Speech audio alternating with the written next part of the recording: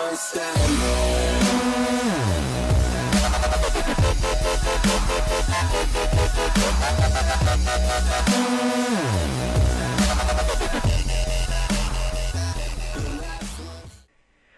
Salut à tous et à toutes, c'est Equinox et aujourd'hui on se retrouve pour un tuto sur Photoshop.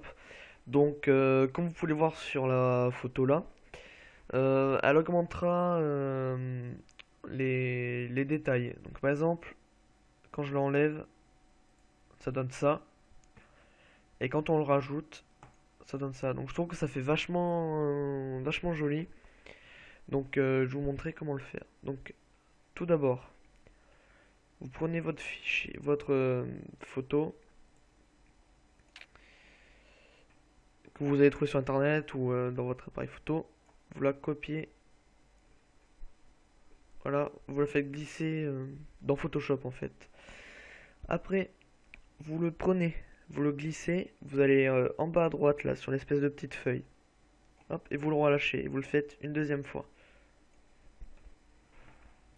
Donc après, vous prenez les deux, vous en sélectionnez un, vous appuyez sur CTRL, vous laissez appuyer, vous sélectionnez l'autre, donc ça les sélectionnera tous les deux.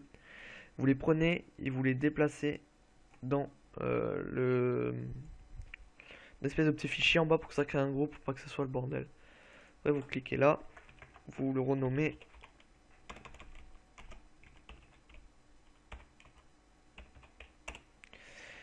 Là, donc le premier vous le mettez en incrustation. Et le deuxième, vous le mettez en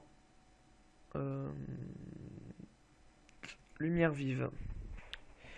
Voilà, donc là déjà ça fait un peu bizarre.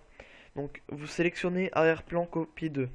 Vous faites CTRL I, ce qui le mettra en négatif automatiquement. Après, vous êtes toujours sur arrière-plan copie 2. Vous allez dans filtre, flou de surface, flou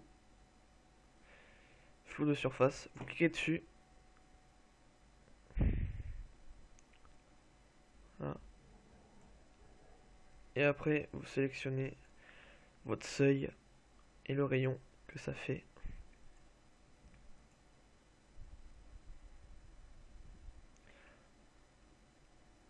Voilà, donc moi par exemple je vais le mettre à là.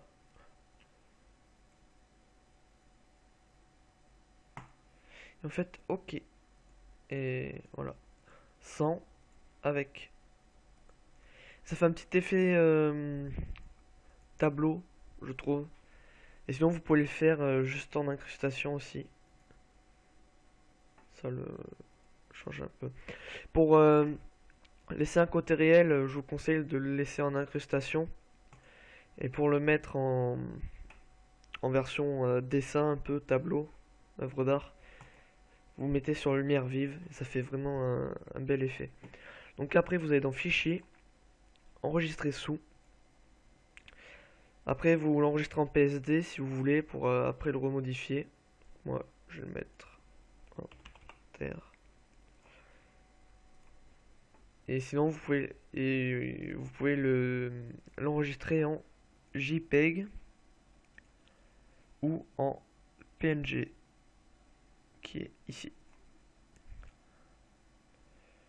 Donc, j'en ai déjà fait quelques-unes avec cette technique que j'ai découvert, qui est très efficace. Voilà, et après vous faites enregistrer.